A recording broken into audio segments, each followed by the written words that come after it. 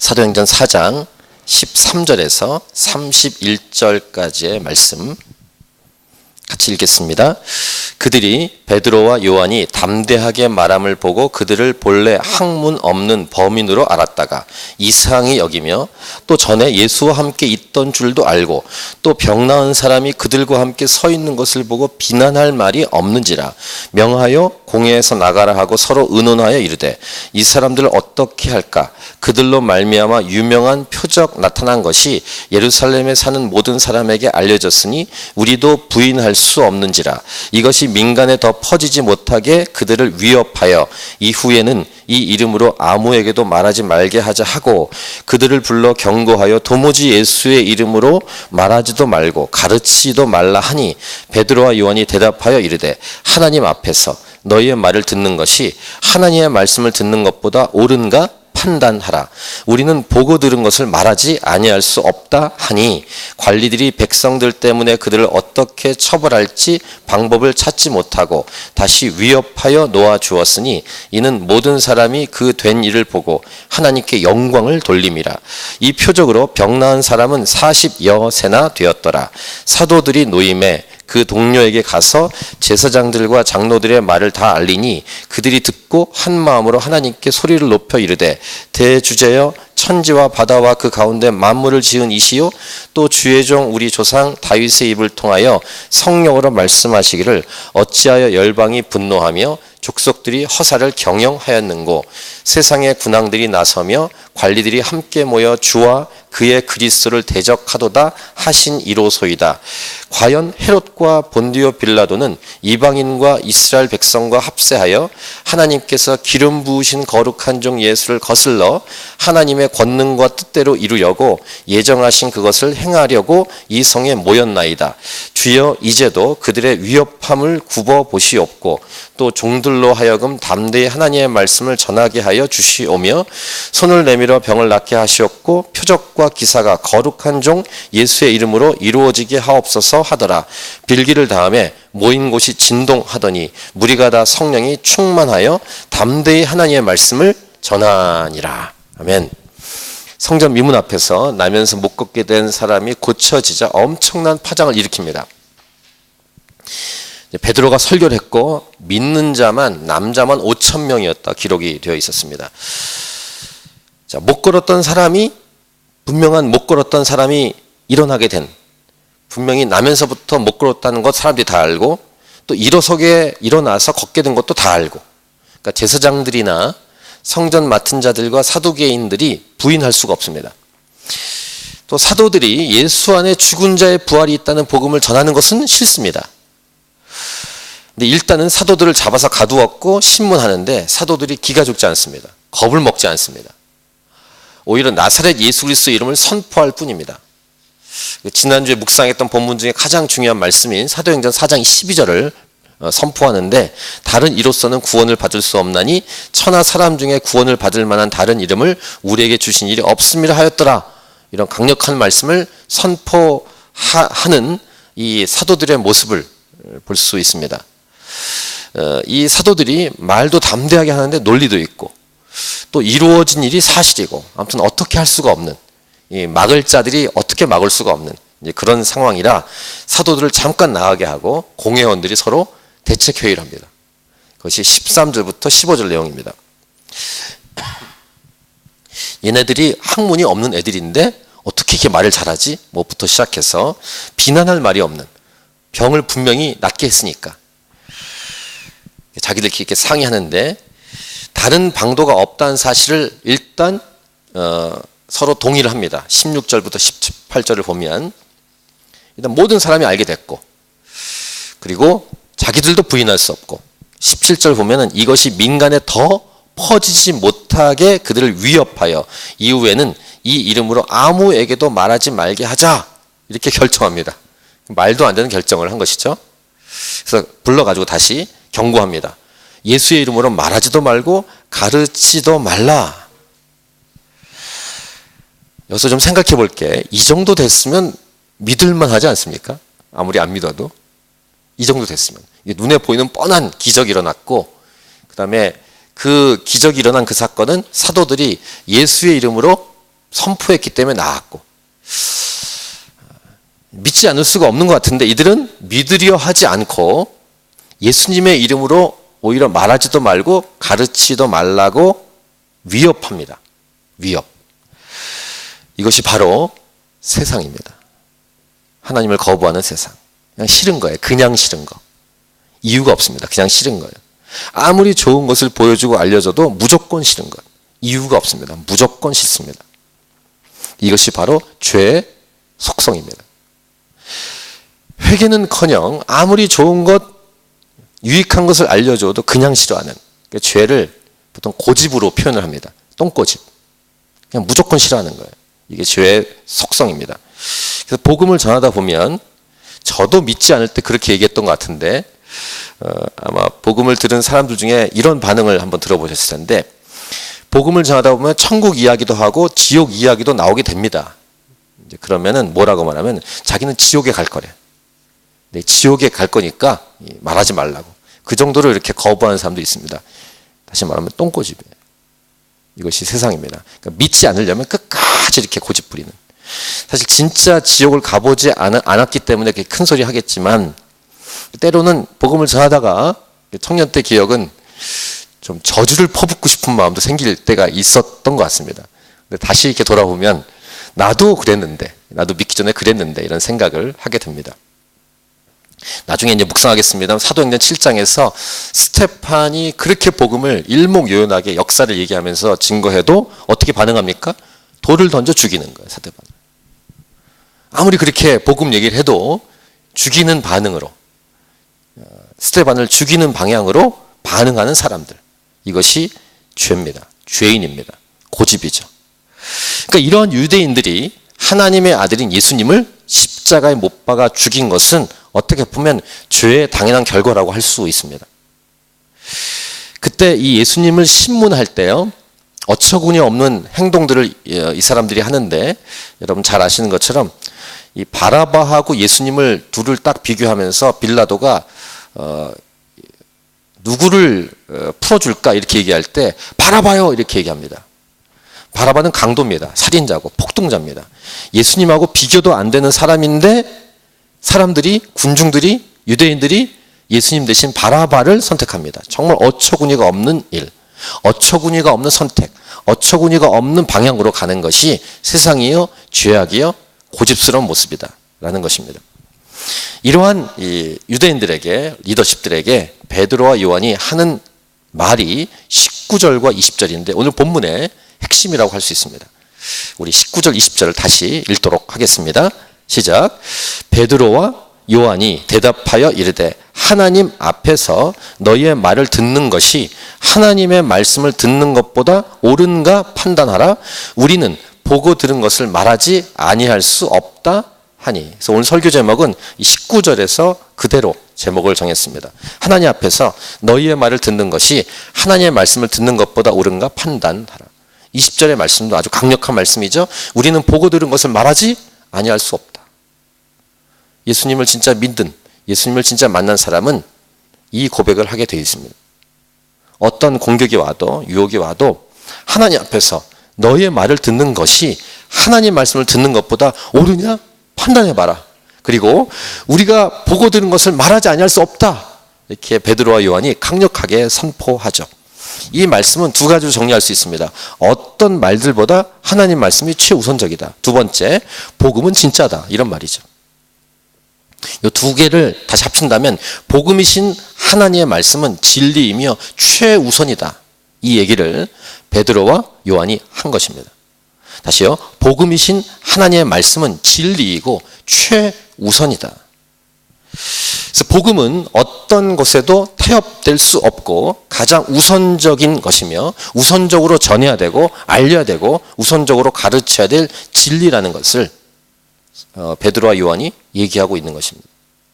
이 부분은, 이 복음은 절대로 흔들리면 안 된다. 예수님을 믿는 것이 분명하다면 복음을 가지고 전진하는 것입니다. 이 세상에서 쉬지 않고 멈추지 않고 포기하지 않고 어떤 일이 있어도 타협하지 않고 전진해야만 하는. 세상은 그럴 때 계속 공격합니다. 직접적으로 간접적으로 회유도 하고 속이고 하면서 이 복음을 증거하지 못하도록 계속할 것입니다. 끝까지. 마지막에 올 때까지. 그래서 이런 공격 속에서 깨어 있어야 한다라는 것인데, 복음을 포기하거나 차선적으로 미루면 어떤 일이 벌어지냐면 우리의 예수 믿는 우리의 삶은 무너지게 되어 있습니다. 겉으로는 잘 몰라요. 겉으로는 멀쩡히 직장 다니고 이렇게 사회생활 하지만 무너지게 되어 있습니다. 이 우선순위를 놓치면 무너지게 되는 것입니다. 그래서 목에 칼이 들어와도 이 복음은 최우선으로 증거해야 될 메시지라는 것입니다. 이 복음이 무너지면 다른 모든 것은 의미가 없어집니다. 하나가 무너지면 다 무너지는 그런 가장 중요한 핵심이라는 것입니다. 근데 이 땅의 교회들이 아시는 것처럼 안 그런 교회도 있지만 타협했고 차선적으로 이렇게 밀어 넣었을 때 생기는 현상들을 많이 갖고 있습니다. 이 땅의 교회들이. 아마 개인적으로도 그것을 과거에 경험해 본 적이 있었을 수도 있는데, 교회들이 무너지는 이유는 딱 한 가지입니다. 복음 때문에.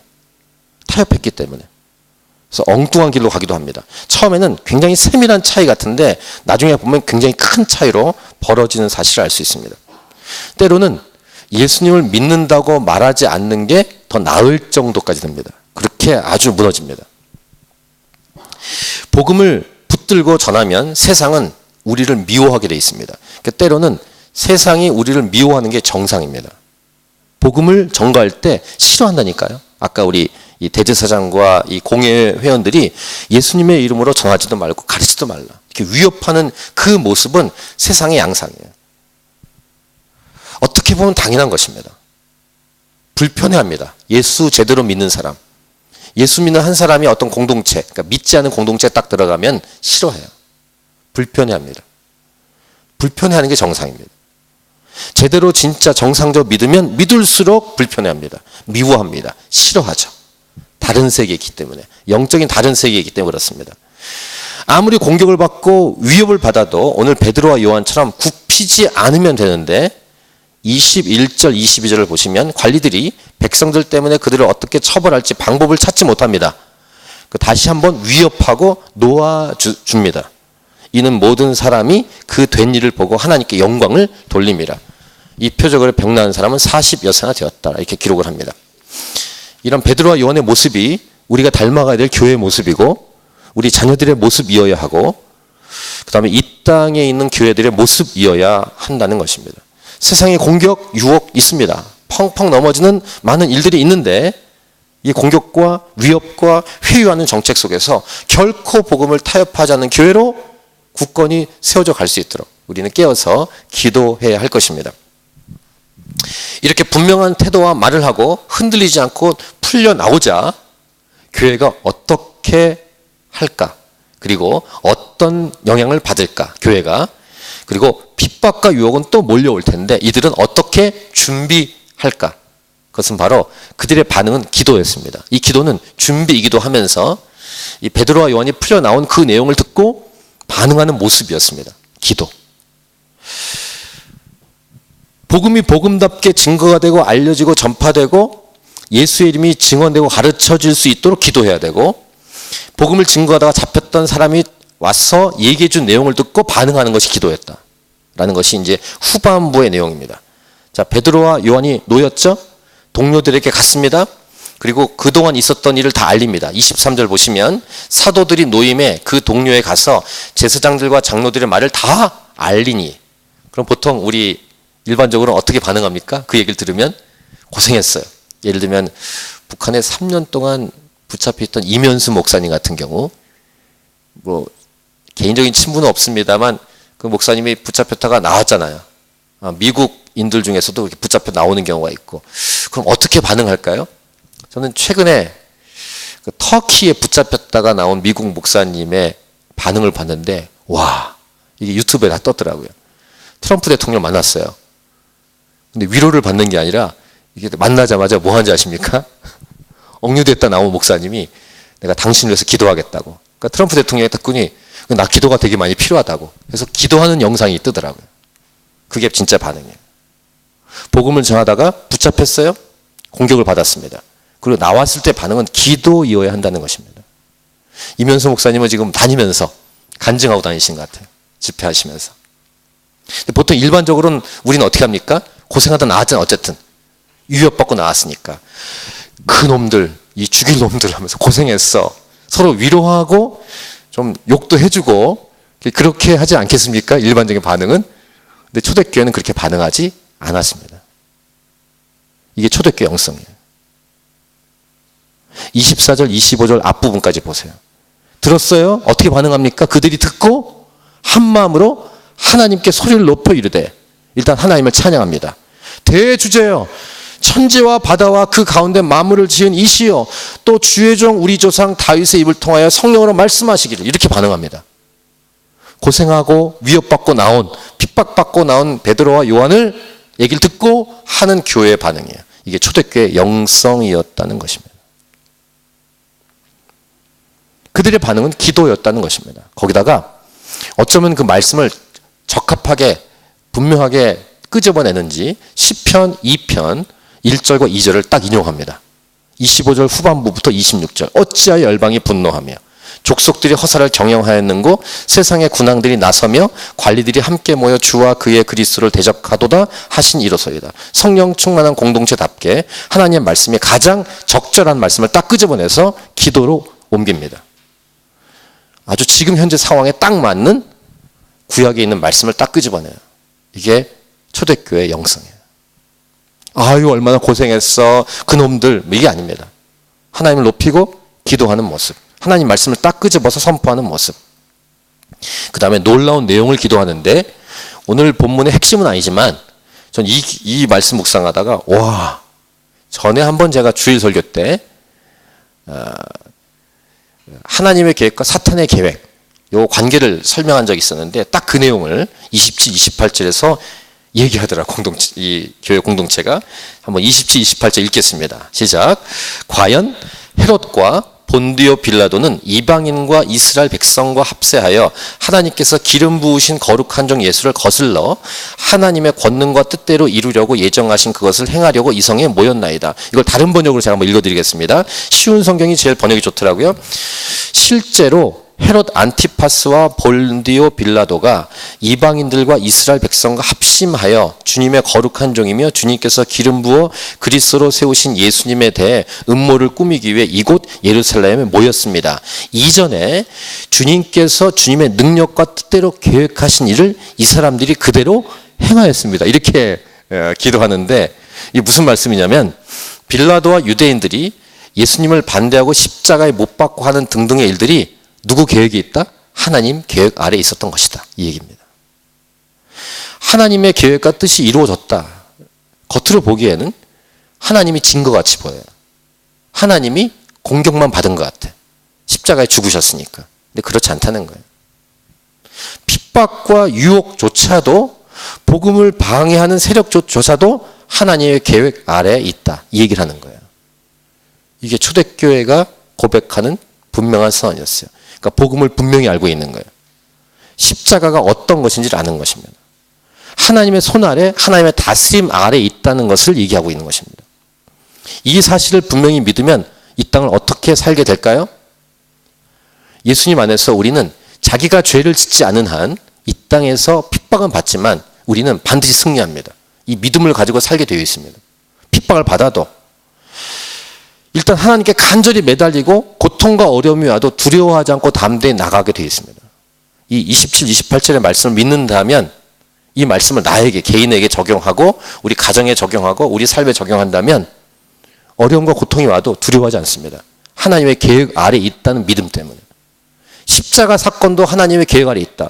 어떻게 보면 빌라도와 유대인들이 예수님 대신 바라바를 놓아주고 예수님을 십자가 못 박아 죽이는 이 예수님 믿었던 다른 사람들에겐 철렁하는, 정말 다 포기할 수밖에 없는 완전히 무너져가는 것 같은 모습을 보였는데, 이것은 하나님의 계획 아래에 있었다는 것입니다. 하나님은 승리하셨다, 이 고백이에요. 자, 계속 그래서 초대교회 성도들이 이렇게 기도합니다. 29, 30절. 주여 이제도 그들의 위협함을 굽어보시고 또 종들로 하여금 담대히 하나님 말씀을 전하게 하여 주시오며 손을 내밀며 병을 낫게 하시옵고 표적과 기사가 거룩한 종 예수의 이름으로 이루어지게 하옵소서 하더라. 자, 고통과 어려움이 어떡합니까? 쪼그라듭니다. 두려워합니다. 사역 이렇게 하다가 안 되겠다. 너무 공격이 오니까 좀 사역을 줄이자. 좀 살살하자. 이렇게 생각하지 않겠습니까? 초대교회는 그렇게 하지 않습니다.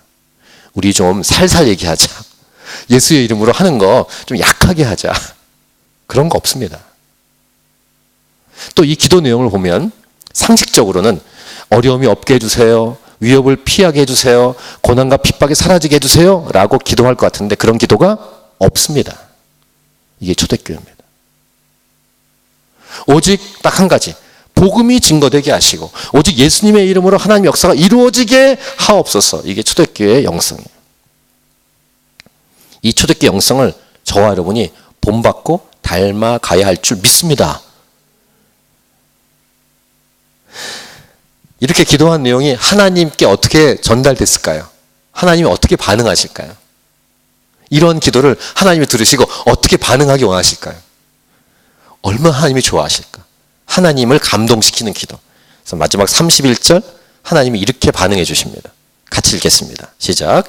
빌기를 다함에 모인 곳이 진동하더니 무리가 다 성령에 충만하여 담대히 하나님 말씀을 전하니라. 주눅이 들었다, 약해졌다, 포기했다, 알아누웠다, 벌벌 떨었다. 전혀 없습니다. 서로 위로했다. 얼마나 아팠냐, 힘들었냐, 이 살살할까? 이 아픔이 없게 해주세요. 등등의 기도가 전혀 없습니다. 이것이 오늘 본문에 우리에게 주신 큰 도전이에요. 복음을 전하다가 고통과 어려움은 있다. 오히려 복음을 전하다가 고통과 어려움은 축복이다. 죄를 지어서 받는 어려움은 달게 받아야 됩니다. 회개해야 되죠. 또한 신앙이 어리기 때문에 받는 어려움은 단련시키고 연단시킨 하나님의 섭리예요. 근데 그런 거 말고 성령 충만한 공동체가 복음을 증거하다가 부딪히고 위협을 받는 것은 축복이에요. 전혀 주눅이 들지 않은 초대교회 영성. 베드로와 요한을 비롯한 초대교회 기도의 내용을 통해서 우리는 이것을 확인하는 것입니다. 우리 기도하기 전에, 찬양 기도하기 전에 동영상 하나를 볼 텐데 북한의 지하교회에 관한 것인데 한 몇 년 됐습니다. 김정일 때에 만든 내용인데 아마 어떤 단체가 좀 영화로 만들려고 했던 것 같아요. 북한의 지하교회 그 상황을. 근데 그 영화가 나온지는 모르겠지만 영상을 한번 보고 우리 찬양하고 기도하도록 하겠습니다.